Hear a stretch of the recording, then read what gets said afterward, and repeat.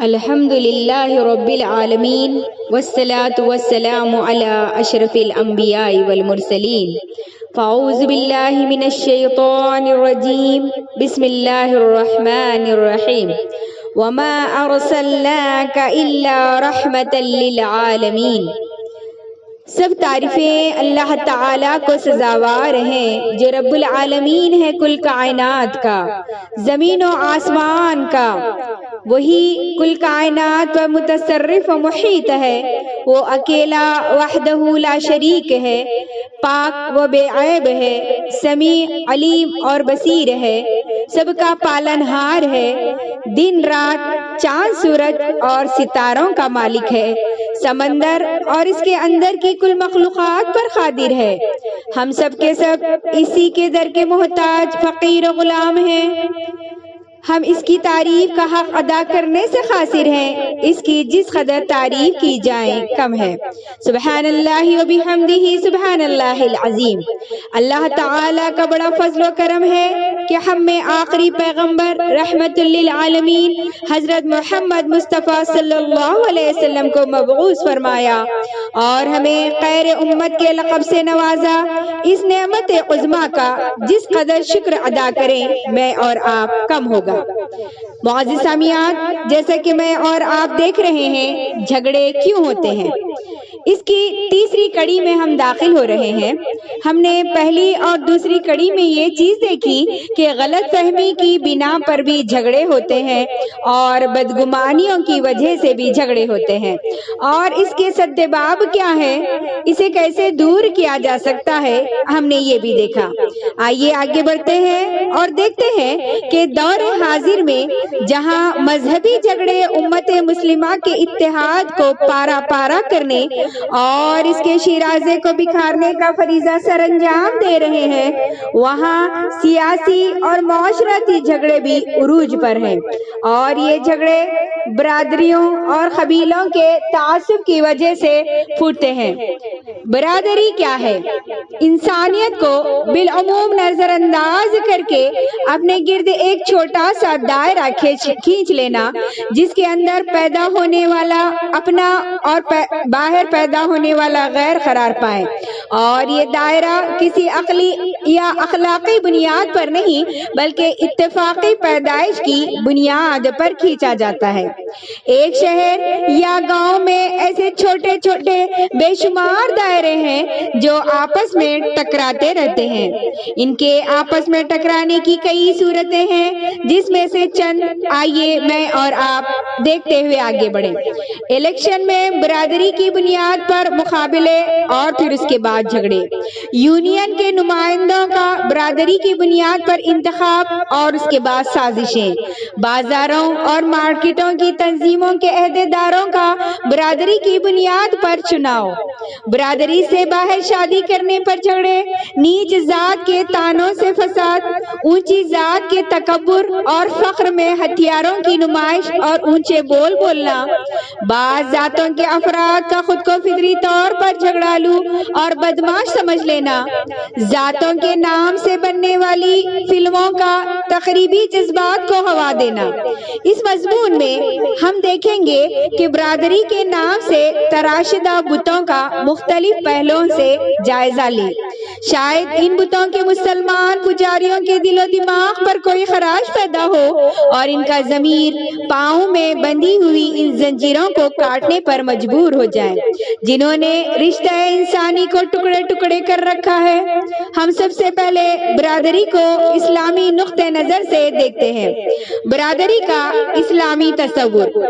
اسلام نے کسی ذات کو اونچا بنایا اور نہ ہی نیچا، بلکہ انسان ہونے کے اعتبار سے سب کو برابر قرار دیا ہے۔ ہاں، کامیاب اور عزت والا اسے قرار دیا جو ہدایت کی جانب آیا اور اس نے تقوی اختیار کر لیا، اور رنگ و نسل کے اختلاف کو تو صرف پہچان کا ذریعہ قرار دیا۔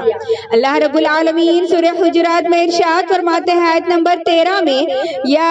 ایھا الناس إنا خلقناكم من ذكر وأنثى وجعلناكم شعوبا وقبائل لتعارفوا إن أكرمكم عند الله أتقاكم إن الله عليم خبير۔ اے لوگو، ہم نے تمہیں ایک مرد اور ایک عورت سے پیدا کیا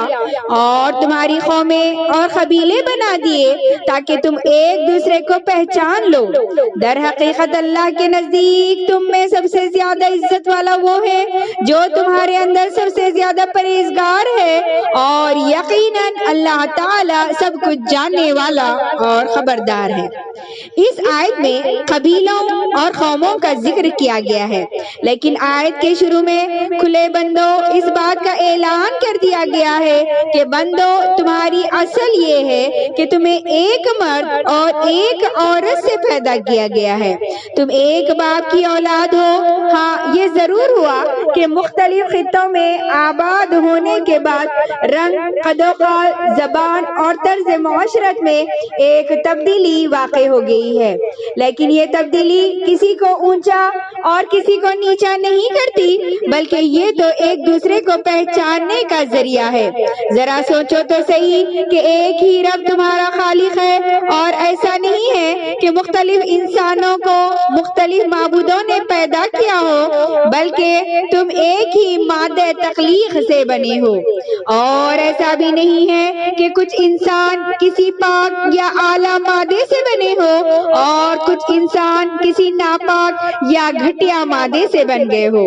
بلکہ تم سب ایک ہی طریقے سے پیدا ہوئے ہو۔ اور یہ بھی نہیں ہے کہ آدم و حوا کے علاوہ بھی کچھ جوڑے اتارے گئے ہو، تو یہ ساری چیزیں برابری پر دلالت کرتی ہے، اور دور دراز کے علاقوں میں آباد ہونے کی وجہ سے رنگوں، زبانوں اور رہنے سہنے کے انداز میں تبدیلی تو واقع ہونا ہی تھی، لیکن اس تبدیلی کا یہ تقاضا ہرگز نہیں تھا کہ اس کی بنیاد پر اونچ اور نیچ، شریف اور کمین، برتر اور کمتر کے امتیازات قائم کیے جائیں۔ ایک نسل دوسری نسل پر اپنی فضیلت جتائے، یا ایک رنگ کے لوگ دوسرے رنگ کے لوگوں کو ذلیل و حقیر جانے۔ خالق کائنات نے جس وجہ سے انسانی گروہوں کو اقوام اور قبائل کی شکل میں مرتب کیا تھا، وہ صرف یہ تھی کہ ان کے درمیان تعارف اور تعاون ہو سکے، مگر یہ محض شیطانی جہالت تھی کہ جس چیز کو اللہ کی بنائی ہوئی فطرت نے تعارف کا ذریعہ بنایا تھا، اسے تفاخر اور ایک دوسرے سے نفرت کا ذریعہ بنا دیا گیا۔ اور آیت پر غور کریں کہ اللہ رب العزت نے کسی برادری یا قبیلے کو افضل قرار نہیں دیا، بلکہ شعوب و قبائل کا ذکر کرنے کے بعد اجتماعی حیثیت سے اعلان کر دیا کہ فضیلت صرف اس کے لیے ہے جس کے دل میں اللہ رب العالمین کا ڈر پیدا ہو جائے، انسانیت کا درد آ جائے، اور جس کے سینے میں اخلاقی اوصاف ہو، جس کا کردار منافقت، دوغلی پالیسی اور ہمدردی کے ڈراموں اور چال بازوں سے پاک و صاف ہو، اور جس کے دل میں تقوی ہو، تو ان اوصاف کا مالک بندہ ہی رب العالمین کے ہاں عزت والا ہے، اور ایسا بندہ یا بندی ہی اسی لائق ہے کہ لوگ اس کی عزت کرے اور اسے لیڈر اور رہنما بنائیں، اس لیے کہ کسی کو لیڈر اور قائد تسلیم کرنا اس بنیاد پر نہیں ہوتا کہ وہ بندہ کھوکھلے کردار اور کثیر برادری کا مالک ہو، بلکہ اس کے لیے یہ اوصاف ہونا چاہیے۔ جیسا کہ شاعر ارشاد فرماتا ہے، نگے بلند سخن دل نواز جاں پرسوز، نگے بلند سخن دل نواز جاں پرسوز، یہی ہے رخت سفر میر کارواں کے لیے۔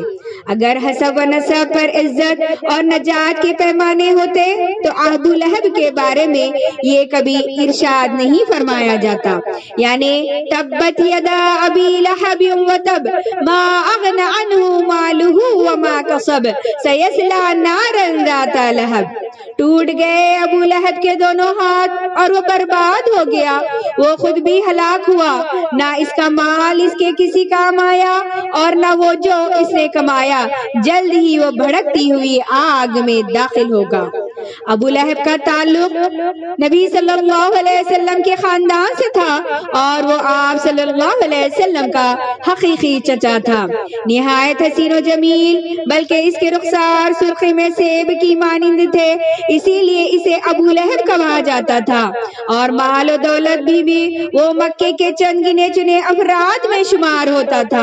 اور اسلام میں عزت کا معیار اگر یہ چیزیں ہوتی تو ابو لہب کو معزز سمجھا جاتا۔ ابو لہب کا سینہ چونکہ تقوی سے خالی اور کفر کی تاریکیوں سے بھرا ہوا تھا، اس نے اپنے دماغ میں ذاتی انا اور خود ساختہ فخر و تکبر کے بت سجا رکھے تھے، اس لیے اسلام نے قطعاً اس بندے کو اہمیت نہیں دی بلکہ اس کی شدید مذمت کی۔ ان خود ساختہ بتوں کو توڑ کر رکھ دیا، اس لیے کہ اسلام میں عزت کا معیار دولت، مال و عزت شہرت نہیں ہے بلکہ تقوی ہے۔ حیران کن بات یہ ہے کہ آج برادری کے نام پر تنظیمیں بن چکی ہیں جن کے عہدے داروں کے مقاصد صرف ایک دائرے کے گرد گھومتے ہیں کہ برادری کے وقار اور تمکنت کو بلند کیا جائے، حالانکہ ایک مسلمان کے لیے یہ نظریہ بالکل فضول، بے بنیاد اور بیکار ہے، اس لیے کہ اسلام کا مقصد تو اسلام اور مسلمان قوم کو بلند کرنا ہوتا ہے، نہ کہ ایک خاندان کو، اور جس کی دن رات کی کوشش جد و جہد صرف برادری کو بلند کرنے میں کھپ جائے تو یقیناً وہ بندہ بد نصیب ہے،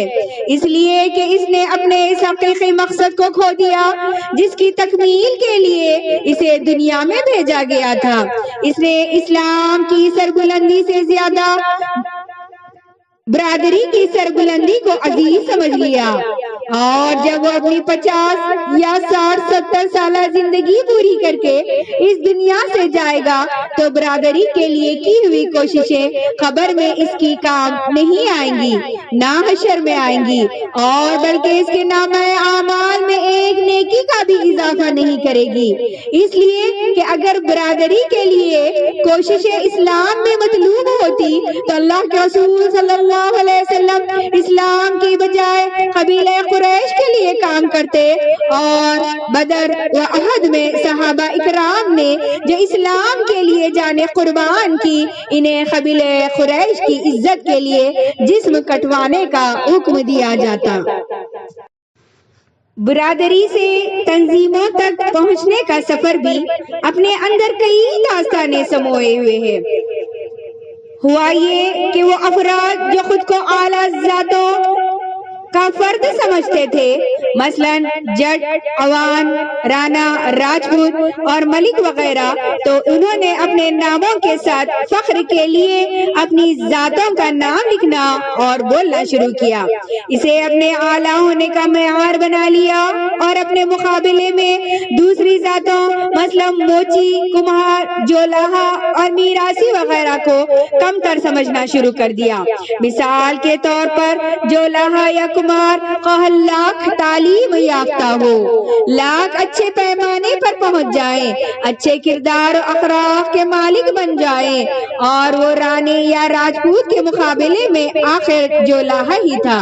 اس صورت نے کمتری سمجھ جانے والی ذات کو کچھ سوچنے پر مجبور کر دیا، چنانچہ ان عقل مندوں نے اپنی ذاتوں کا رشتہ ڈائریکٹ صحابہ اکرام رضی اللہ عنہم اور اولیاء اکرام سے جوڑ دیا۔ مثلاً موچیوں نے کہا کہ حضرت ابو ذر غفاری رضی اللہ تعالی عنہ چمڑے کا کاروبار کرتے تھے، اس لیے ان کی نسبت سے ہم غفاری ہیں۔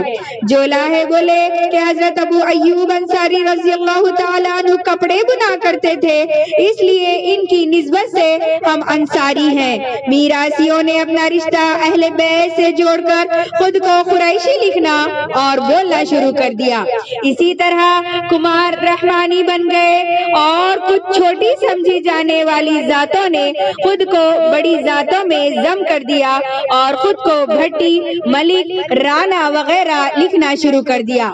फिर तंजीमें बनी, मकासिद और मफादात वज़ा हुए, अपने गिर्द मजबूत दायरे खींचे गए और अब दायरों के अंदर रहने वाला ख्वाह वो बदकिरदार हो और मक्कार हो अपना करार पा लिया और इस दायरे से बाहर रहने वाला वो हमदर्द, बुलंद अखलाक और तक़वे का मालिक हो गैर समझा जाने लगा। मफादात की जंग शुरू हुई तो झगड़ों ने जन्म लिया और इन झगड़ों ने बास खास मौकों पर मसलन इलेक्शन या किसी मामूली अहदे के चुनाव के वक्त वसी कौमी व मिली नुकसान किया। अल्लाह के लिए जरा सोचिए, इस्लाम ने जात के बुतों को पांव तले रौंद कर मसावत और बरादरी का दर्ज दिया। किसी के बुलंद होने का मेयार इसका तक़वा और इसके अखलाक व औसाफ को बयान किया और करार दिया गया। इस दीन के अव्वलीन नकीब सहाबा इकराम रज़ियल्लाहु अन्हुम थे, जिन्होंने इस पैगाम के आम करने में अपनी जिंदगी को खपा दिया। और जबकि हमने इन सहाबा इकराम रज़ियल्लाहु अन्हुम को जातों की हुदूदों में क़ुयूद में बंद कर दिया, क्या हजरत अबू ज़र गफ़ारी रज़ियल्लाहु ताला अन्हु इसलिए गफ़ारी कहलाते थे कि वो चमड़े का कारोबार करते थे? और क्या सैयदना अबू अय्यूब अंसारी रज़ियल्लाहु ताला अन्हु खुद को जोलाहा होने की वजह से अंसारी कहलाते थे? और अहले बैत, इनके बारे में आप नाउज़ुबिल्लाह क्या कहेंगे? इनकी जिंदगियां तो इन बुतों को पाश करने में गुजरी और हमने इन्हीं के नामों पर बरादरियों के बुत घड़ लिए। जरा सोचिए, ऐसी निस्बतें जोड़ने से क्या नजरियात जन्म लेंगे? कल को आराई कहेंगे कि अंबिया इकराम काश्तकारी क्या करते थे, इसलिए हम नबियों की औलाद हैं। थरकान कहेंगे कि नूह अलैहिस्सलाम ने किश्ती को तामीर किया, इसलिए हम नूह अलैहिस्सलाम की औलाद हैं। धोबी कहेंगे इदरीस अलैहिस्सलाम कपड़े धोते थे, इसलिए हम इदरीस अलैहिस्सलाम की निस्बत से हैं। बलूची कहेंगे अरब वालों ने ऊंट पाले हुए थे, इसलिए हम अरबी नस्ल हैं। क्या ये मिसाल तारीख में मौजूद नहीं कि नूह अलैहिस्सलाम का बेटा जो अपने बाप के नुतफे से था और सुलभी औलाद था, उसने नबी के घर में परवरिश पाई लेकिन बदकिरदार था, इसके आमाल अच्छे नहीं थे। जब कौम पर बदआमालियों की वजह से पानी का अजाब आया तो गर्क होने वालों में से नूह अलैहिस्सलाम का लख्त जिगर भी था। और जब बाप ने अपनी आंखों के सामने बेटे को पानी में गर्क होते देखा तो बाप होने की वजह से ना रह सके, बारगाह इलाही में इल्तिजा की, जिसे सूरह हूद में यूं बयान किया गया है, रब्बी इन्नबनी मिन अहली व इन्न वअदकल हक़ व अंत अहकमुल हाकिमीन। ऐ अल्लाह, मेरा रब, मेरा बेटा तो मेरे अहल से था और तेरा वादा भी सच्चा है और तू ही सबसे बेहतर फैसला करने वाला है।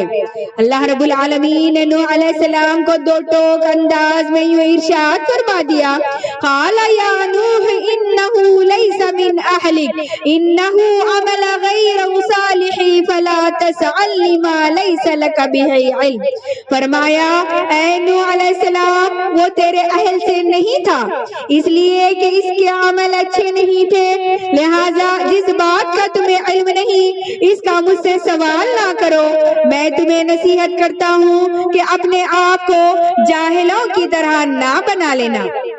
गौर करें, नबी का हकीकी बेटा अगर बुरे आमाल की गंदगी से आलूदा है तो इसके लिए साफ साफ कह दिया जाता है कि ऐ नूह अलैहिस्सलाम, इसका ताल्लुक तेरी नस्ल से नहीं रहा, ये जिनके पीछे चला है इसका शुमार इन्हीं में होगा और इन्हीं के साथ गर्क किया जाएगा। अगर नबी के हकीकी बेटे के लिए ये इरशाद है तो फिर आज का बदआमाल کمال بندہ صحابہ اکرام رضی اللہ عنہم اور اولیاء اکرام کے ساتھ اپنی نسبت کیسے جوڑ سکتا ہے؟ کسی شاعر نے کیا خوب کہا، عمل سے زندگی بنتی ہے جنت بھی جہنم بھی، عمل سے زندگی بنتی ہے جنت بھی جہنم بھی، یہ خاکی اپنی فطرت میں نہ نوری ہے نہ ناری ہے۔ موجودہ ذاتوں کا پس منظر کیا ہے، اس کے لیے ہمیں غور کرنا چاہیے۔ برصغیر پاک ہند کی تاریخ دیکھنا پڑے گی۔ ذات پاک کی تقسیم ہندو مذہب کا خاصہ ہے۔ مشترکہ ہندوستان میں جن ہندوؤں نے مسلمانوں سے متاثر ہو کر اسلام قبول کیا، انہوں نے اسلام قبول کرنے کے بعد بھی اپنے آپ کو ذات کے اعلیٰ اور ادنا معیار میں قید رکھا۔ نتیجتاً آگے چلنے والی نسل نے جہاں خود کو مسلمان کہلوایا، وہاں آبا و اجداد کی ذات کو بھی اپنی پہچان اور وراثت کے طور پر قبول کر لیا۔ چند پشتوں کے بعد اس ذات نے مستقل حیثیت اختیار کر لی۔ تو معزز سامعین، انشاءاللہ ثم انشاءاللہ جھگڑے کیوں ہوتے ہیں، اس کی کڑی لے کر میں آپ لوگوں کے سامنے بہت جلد حاضر ہوں گی۔ ربنا آتنا فی الدنیا حسنہ وفی الآخرۃ حسنہ وقینا عذاب النار، آمین ثم آمین، وآخر الدعوانا ان الحمد للہ رب العالمین۔ السلام علیکم ورحمۃ اللہ وبرکاتہ۔